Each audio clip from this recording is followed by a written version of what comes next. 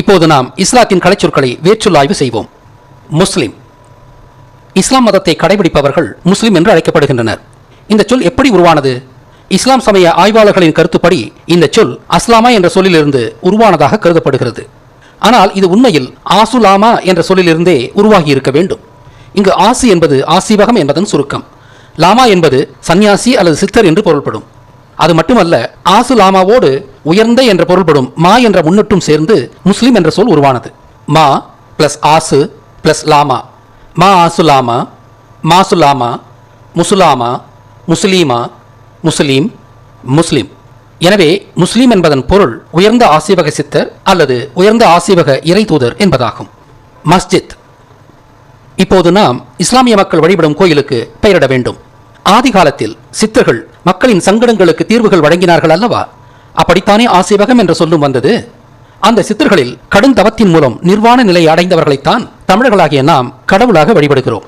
எனவே அவர்கள் குடிகொண்டிருக்கும் கோயில்களில் வாழ்க்கையின் சங்கடங்களை கடந்து பயணிக்க கடவுளாகிய அவர்களின் உதவியை நாம் நாடுகிறோம் என்பது இயல்புதானே. சித்தர் என்ற ஞானிகளின் பெயராலேயே சித்தம் என்ற சொல்லுக்கு ஞானம் என்று பெயர் வந்தது.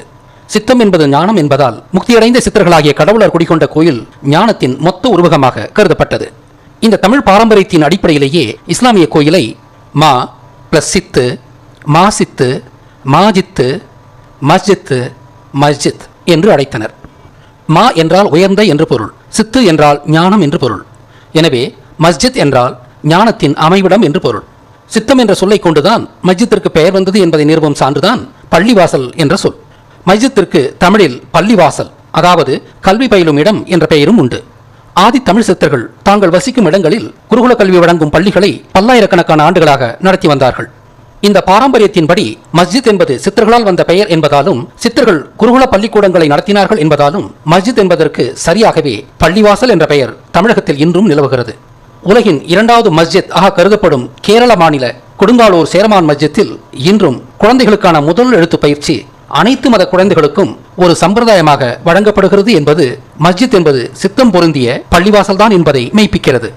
இது கட்டப்பட்ட கிபி 628 காலகட்டத்திலேயே தமிழக ராமநாதபுரம் மாவட்டத்தில் உள்ள கீழக்கரையில் பழைய ஜும்மா பள்ளிவாசலும் கட்டப்பட்டது என்பது கூடுதல் செய்தி.